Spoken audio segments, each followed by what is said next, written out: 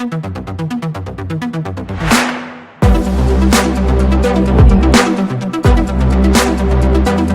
welcome everyone to Zink Daily Vlogs. We're so excited to bring this to you on a daily basis, and just our information that we've had kind of stuck in our heads and now we're able to get out. So we're so excited for you to join us in today's episode. I've actually been to a couple tournaments lately and seen a lot of negativity on the court, and kids not handling that very well, handling the losing or handling even losing a point. Yes. Tell us, something that would really help in that situation. Like, what should I focus on instead of focusing on that miss? Because that's kind of what happens, is the focus gets dialed in on that situation, and it actually, hurts them in the long run because they can't focus on the game. What kind of situation, or what should I be thinking about when I'm out there in that situation? Yeah. So again, we're going to come back to a little bit of, if I'm in a match and I'm losing or see a kid losing, and all of a sudden he's focusing on the negative, right? What he's doing is he's bringing up his past story. He's bringing up his past story of just not focusing on the good.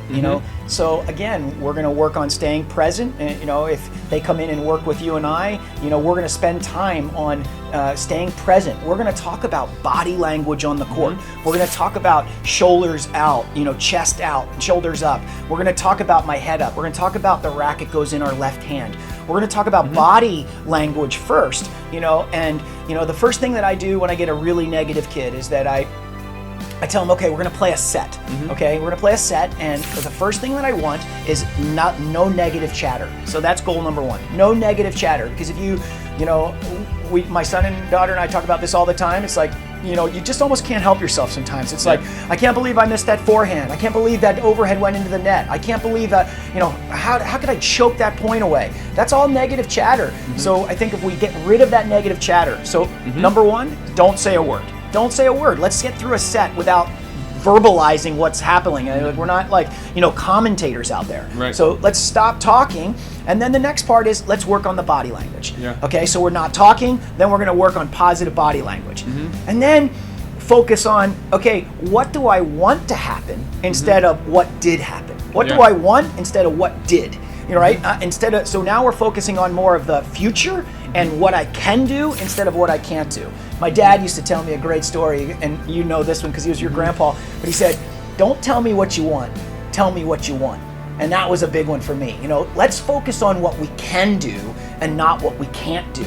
And I think if we practice these things in daily, practice.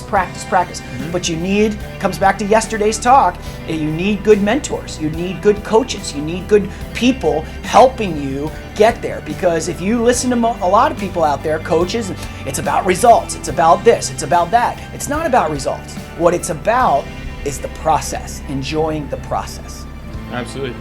That's good stuff. I love it. So, the other things that, we talked a lot about, we've talked about the life lessons, the things that are happening on the court. Share one of the life lessons that you feel has helped you off the court the most in life, and kind of what is, like, you see, wow, I learned that from tennis, but I've taken it out into the real world and kind of used it to your advantage in life. Okay, I'll give you a really simple one. This one was a big one, and you might think that this is crazy, but those who know me personally, I grew up in a hectic household at the most, kind of dysfunctional household, right? And one of the things that my parents didn't have a value of time. So I'll give you an example. They dropped me off at the club and we were all busy, and they could pick me up 3 hours late. And I'd find things to do, right? It was back in the old days, I'd find things to do.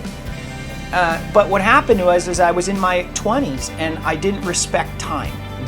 So one of the things that came for the tennis court, what happens when you have a 9 a.m. match and you're late? You lose games. And then if you're 15 minutes late, you're out. You're defaulted, right? So I started thinking about that, and then I heard John Wooden talk about this, and I heard a couple other people talk about this, is that it comes to my respect. If I'm late, it's basically being disrespectful to the person that I'm late. And also it's being disrespectful to myself. So one of the things that I learned is, I know this is a simple one, but this is something we teach the kids, is that to be on time, to be early is to be on time, right? To be early is to be on time. And I think that that's something that I learned from the tennis court, is that be on time and leave a couple minutes early. Don't press the clock. It also lessens anxiety and stress. Like let's say Tyler has a match at 9 o'clock, at 9 a.m. We're up at 6. Breakfast at 7.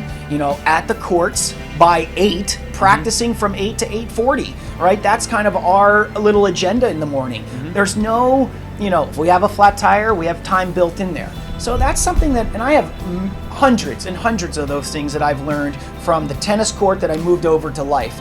Again, I'm not perfect and I don't claim to be, but I will tell you that being on time has helped me. And what I realize is that interviews or important people that I know so many great people around the world and been around so many influential people that when I'm there waiting for them, it just shows them that I'm very respectful. So that's a little example that I can share with you about something I learned from the tennis court that I moved over to life. Awesome. Thank you. Well, thank you for joining us today. We've really appreciated you spending your time with us. We love sharing this information with you. So we just hope that you guys are enjoying this, and give us your feedback on YouTube and on our Facebook page. We just love to hear from you. Check back tomorrow again for another episode of our daily vlog. Thank you, George. Appreciate your time. Thank you, Ben. Have a great day. Thanks, everyone.